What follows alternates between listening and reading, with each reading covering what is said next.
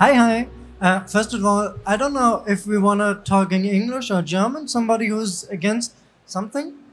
Otherwise, I'm just prepared everything in English, so I'll just continue with that one. Okay? Perfect. So, first of all, hello and welcome. Actually, I was a little bit confused that so many people is here. I was just thinking that I'm just talking to maybe myself, but cool. So at first, welcome here. Today we want to talk about a little bit augmented reality. So somebody already familiar with augmented reality? Because I prepared it a little bit more nerdy stuff, so I hope it's fine. Otherwise, if somebody is just complaining, just scream or whatever. Good. Okay, so let's start. That one is actually our agenda. First of all, I'll just give you a short introduction into augmented reality, or actually what we want to talk about today. The second thing is about augmented reality. Actually, I was just forgetting the headline, right? So, first of all, wait a second.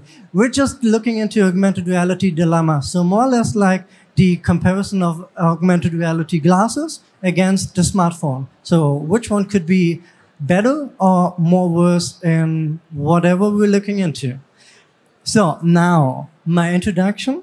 Then, second, the AR glasses. On the other side, we're looking into augmented reality for smartphones. Then, after that, we're just looking into kind of comparison between of them. Just want to see where augmented reality is maybe a little bit more focused on. And at least, but not the last, it's the conclusion of all of that. So, first, I want to introduce myself. I'm Pierre. I'm kind of a sporty nerd, so if you want to talk about kind of a tech information, just come with me and talk. If you don't understand it today or now, here augmented reality, because I'm just too fast, or maybe it's just too English, I can give you a German version later as well.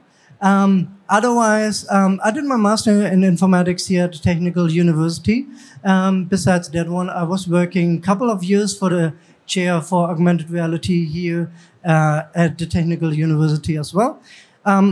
I joined CGI for the AR project as well. So we're forcing a lot of customers who are actually not quite sure about augmented reality or where actually to focus on. Yeah, I love actually innovation projects, so that's kind of I want to talk about as well. And I'm just getting into that.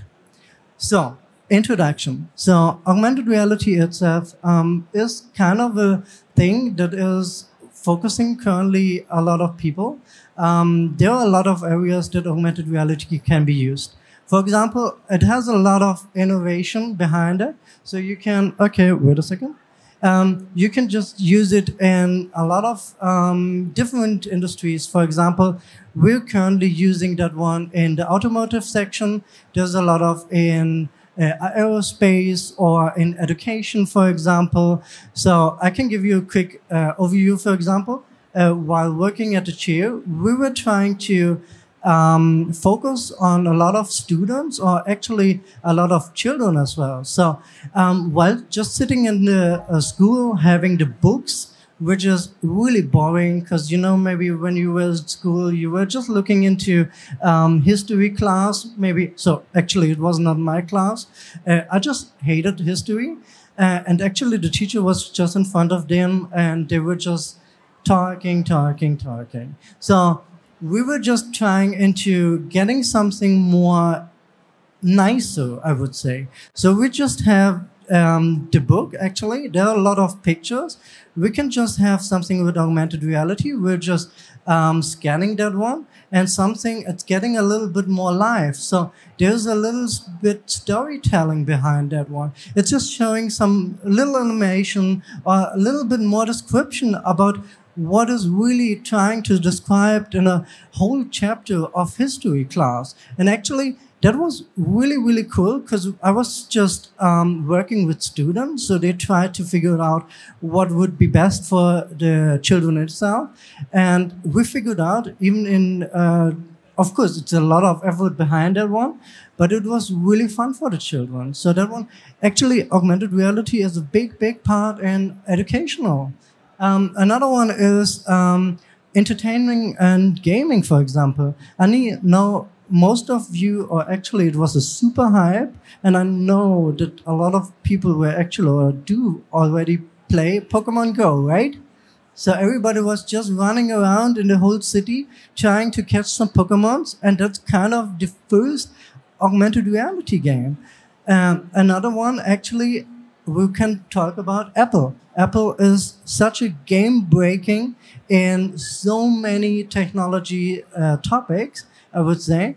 And they announced already the Apple Vision. So let's maybe give us half of a year or something. Of course, I see that already. It's not so super for the end customer or maybe for everyday life, because it's way too expensive. $3,500 they said. So let's say about exporting here to Germany, it's around 4,000 euros. I guess none of you will just buy it for home, for maybe sitting with the glasses over there. But it's like the smartwatch, for example. So mostly they had a product which is a little bit more expensive, sure, but a lot of other companies are coming and trying to get a same solution and try to get it more involved, everybody. So that's kind of cool. So Apple is kind of ahead for that one. And I'm really looking into what Apple is publishing and maybe what is going with augmented reality in the future. So next one is AR glasses. So there are actually two different, or actually we have the real world where we are currently and the virtual world. So more or less like that's when we have the glasses on and we don't have any information about our surrounding, right? So on the left, on the right, we do have an AR glasses and an MR glasses. If you don't know, left one is the HoloLens, for example. So you can actually see, you can still look through. So that's kind of, you have a lot of information about your surroundings, even if your hardware crashed or something like that. On the other side, for example, you have the MetaQuest Pro on the right side.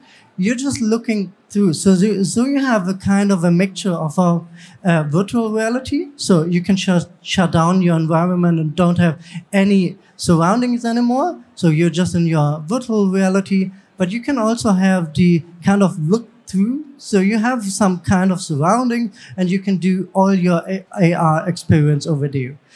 But it just depends on what scenario you're looking for. Because I know there's a customer, for example, or some critical scenarios, I would say. If the hardware is crashing, especially in the right one, so it's just black, right? So some use cases, you should avoid that one because you shouldn't do that. So it just depends on the use case you're focusing on. AR glasses, the advantages itself. So more or less, it's a hands-free interaction, right? That's really cool because most of them, they're just having some cameras inside. They're just having the hand interaction. You can just do some stuff, just magical stuff. Actually, all my colleagues are just looking at me weird when I have my AR glasses on side because nobody can actually see what I'm doing. I'm just pointing somehow in the room and they just like, okay, what is he doing? He's kind of crazy again. But it's really, really cool. And that actually leads me to another point. It's privacy, right? Because actually in the glasses, it's only me that I'm seeing the content. All the others, they don't see anything. That's kind of fine. Because on the other side, that's what we would want to talk about next as well. It's smartphones. You know, when you're sitting in the public transport, for example, everybody's just trying to sneak into your smartphone, something like, oh, what is he watching? Oh, cool, nice. That one is actually kind of an advantage here for the smartphone itself, because as you said, you can have some really quick image tracking, for example, display some nice 3D objects on set, some animations or something like that, as I talked about already in the educational, for example. And to be honest, it's really cost efficiency. So most of us do have maybe 1, 2 smartphones. So it just depends if you currently going onto Android or iOS. You can easily build an application and just have at least a really, really good and simple AR example. As I said, for example, just get the educational book to life. You also have the portability, so it means you can just wear it in your pocket. I'm currently having 2 of them, so it's way easier than having glasses always on, right? So that's kind of a next step I want to talk about. It's the technology step. So AR glasses, really, really good currently, but we're just coming to kind of limit for the technology we're using for example, they're way too big, way too uncomfortable. So after wearing them maybe for 1 hour or something like that, it just hurts everywhere.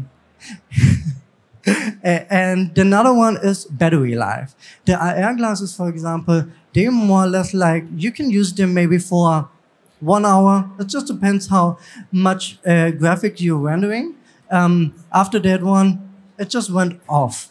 On the other side here, if you have an application for your smartphone, of course, it's still not running that perfectly and consuming some battery as well. But still, you have always a power bank with you. You can recharge or something like that. So I would say it's way easier and better. Then we want to go to the comparison. First, about what I talked already, it's like the portability. So of course, as said, I have my smartphone always with me. That's way easier, so I can just create an experience right away with my smartphone. So I would like to give the point to the smartphone because that's way easier than the AR glasses. I guess nobody just wanna run around to the whole world with the AR glasses. Then, hands-free. Actually, I guess everybody knows where's going the point because that's the AR glasses. You can just wear them easily. You can track with your hand. You can do so many gestures with the AR glasses. You can point, you can immerse, you can just scale actually your whole fascination and your project just with the hands. And that's really, really cool. Another one is limitless. So as you can maybe imagine, on a smartphone, you have just a limited screen where you can just put some content and you have the field of view that is really limited. On the other side, the AR glasses, where the point goes, you can just have a really fascination effect. So I know a lot of people that were using the first time in AR glasses or even in VR glasses. I guess everybody was so fascinating the first time we were using the VR glasses, right? It was kind of a whole experience. And I especially know that there are a lot of people are afraid of height. And I know on the Oculus, for example, there was one scene. You were just standing at the top of a building and a couple of friends of mine were just screaming. So it's kind of really, really extends such an experience. And that's kind of what you're doing with the augmented reality as well. So I just love it. Privacy, as I said, more or less in the AR glasses, you can just see all the content you want and nobody will disturb you. So that point goes directly to AR glasses as well. As said, we don't want to sneak. Another one is the battery life. I told you about that one. I would definitely go to smartphone advantage because that's way, way easier or actually holding longer than for the glasses. And at least the cost efficiency. So more or less like if you really want to go something like a startup company, you just want to go with the first AR experience, go to some customers and try to give them some short, little, cool experiment. That's way easier with a smartphone. Then the last one, the conclusion. In my conclusion, actually. Oh. My conclusion. So in my opinion, there is no winner at all, because there are a lot of advantages on both sides. It just depends on what use cases you're really focusing on. For example, training and simulation. So if you do something like a digital twin, I would definitely say go with the AR glasses. It's way more intense. You can just do a distributed system. You can just connect them all together, and you had a really good, immense digital twin and augmented reality solution. On the other side, industrial and field services. It just depends, of course, where you're looking into. But the one guy where you see actually a few slides ago, that's perfect for tutorials, for example. If you have a company where you have a car, a coffee machine, whatever, which is broken at home, you don't want to call every time a customer support because it takes too long and every minute's got feed. So it's a little bit easier. Maybe you got the tools at home. If there's just a quick and a nice tutorial that you can just visit or just get somehow to repair it by your own, right? But on the other hand, the everyday consumers use, as said, nobody would actually just buy the AR glasses for around 4,000 euros. So I would say if you're really looking into a quick project, AR project you want to go into, I would just go with a smartphone. So it really is nothing about having a winner about one side or another. In my opinion, it's more or less like which use case you're really focusing on. In that case, that's my presentation. I guess we're just going with the Q&A if you have some question left. Otherwise, thank you very much.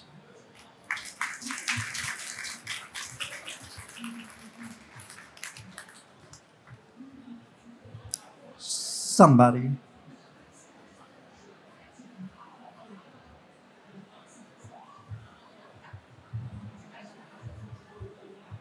Oh yeah, come here. What's the main issue with making AR glasses widespreadly available? Okay. It just depends.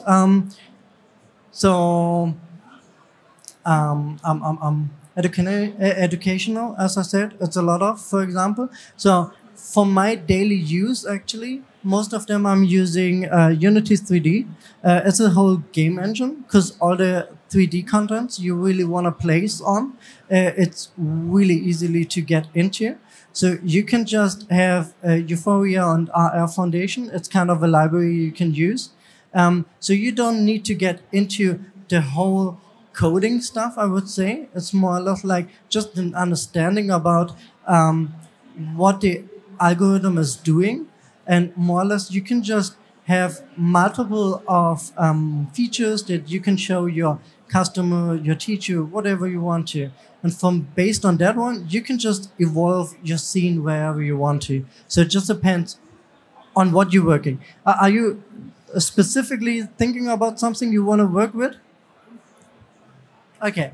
So as said, in the educational, for example, if you have your book, for example, you can just bring it to life. You can just combination using. So, for example, if you have ground detection, wall detection, you can just do something like a game out of it. If you're collecting, there's, for example, GPS, for example. If you're going around, there's geospatial, for example, going out from Google currently. So if you're just walking around having Google Maps and you can see different buildings, you can just see without or with your orientation actually, where you're locating, so GPS coordination and your rotation, where you're heading to, you can just easily put several information and augmented reality things there.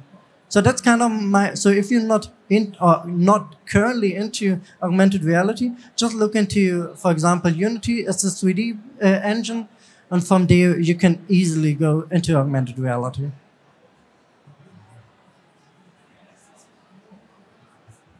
Somebody else? No? In that case?